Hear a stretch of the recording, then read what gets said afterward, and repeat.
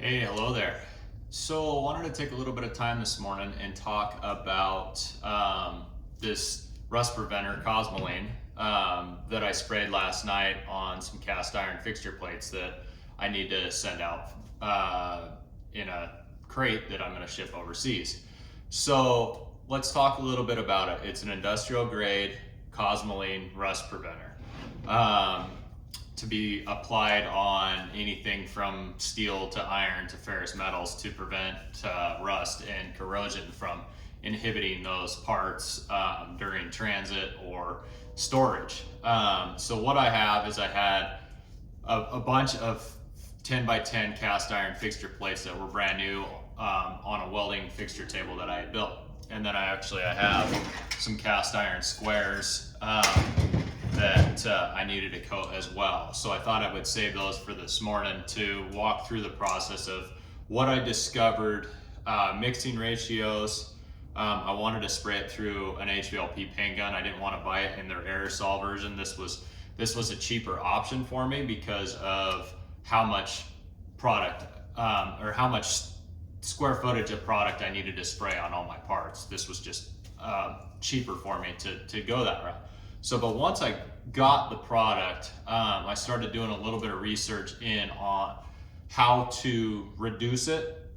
Their tech sheet does talk about being able to use mineral spirits, thinner, naphtha and stuff like that. They recommend a mineral spirits as it's an affordable, fast drying, widely available and inexpensive reducer. So what I ended up using was actually this Omni medium reducer to do it, to make it mixed up. So with that being said, I played around a little bit with mixing ratios and discovered what worked best for my application because I'm spraying the product through an HVLP paint gun that has a 1.8 tip.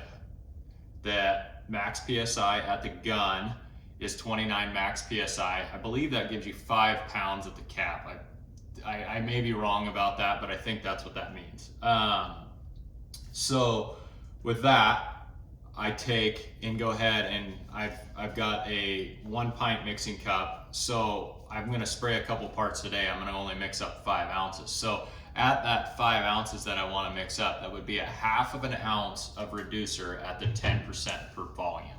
So that way, I can go ahead and show you guys a little bit how this stuff mixes up. It is thick, so that's why I thought that the HVLP paint gun with the 1/8 tip that I had would work well because it's real similar to the high build primers that I've sprayed out of it.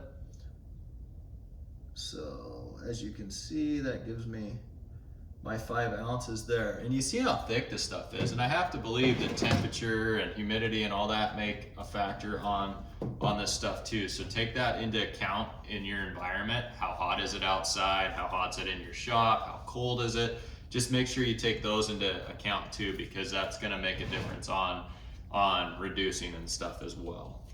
So, but for my application, like I was saying, the paint gun has a 1/8 tip in it, and there's about a half of an ounce to give me that 10% per volume.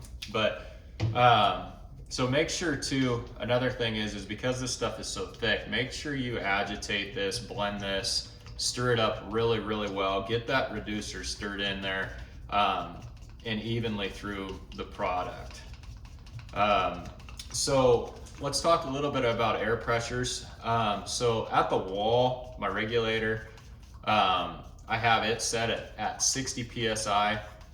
And then I set my regulator at the bottom of my gun at 29 PSI, which is max for this gun.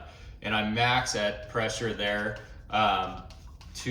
because this product's so thick, but that particular gun and most paint guns operate best at max pressure.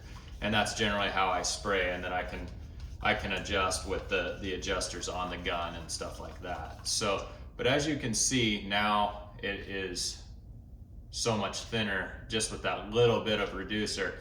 And I don't know what happens if you over reduce. I would just assume that the product just gets reduced down to where it's a lot thinner, and you might have to apply more coats to get a thicker mill coat that way. So let's go ahead. I want to go ahead and put this in the gun, show you guys a little bit about how it sprays. So that gives me that. So I'm going to go ahead and hang this part here real fast and hook up the gun and show you guys how well it sprays. It does spray out really well, evenly. It coats real well.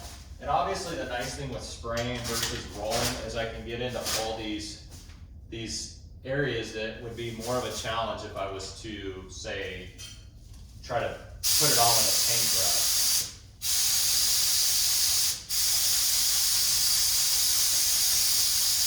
Yeah, that coats it nice and evenly there.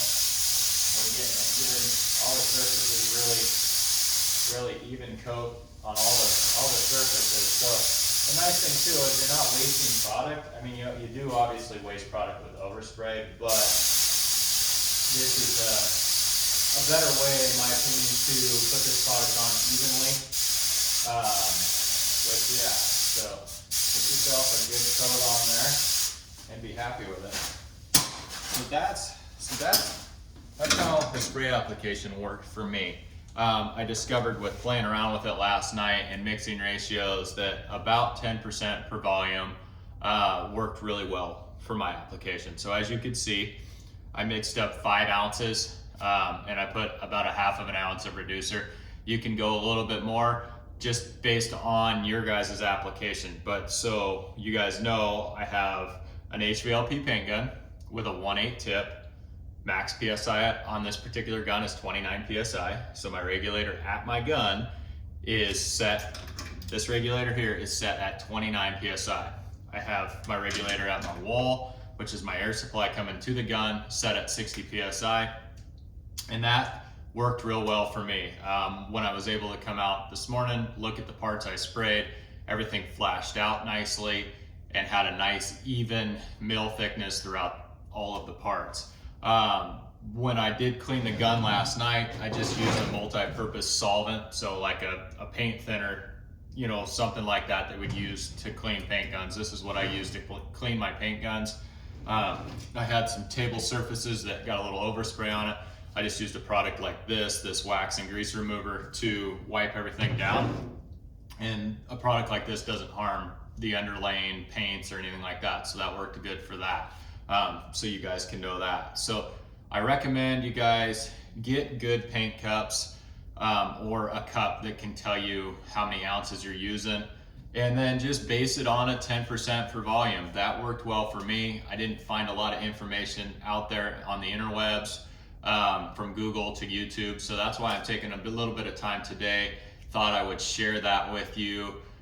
So if you guys have questions about what I've done and how I've got started, you're more than welcome to email me. Feel free to ask me some questions. And again, thank you for taking the time and watching this. I hope this helps you guys out, as I've found many videos in the past on the internet have helped me out. I just wanted to take a little bit of time and share my experience. So thank you guys, and God bless.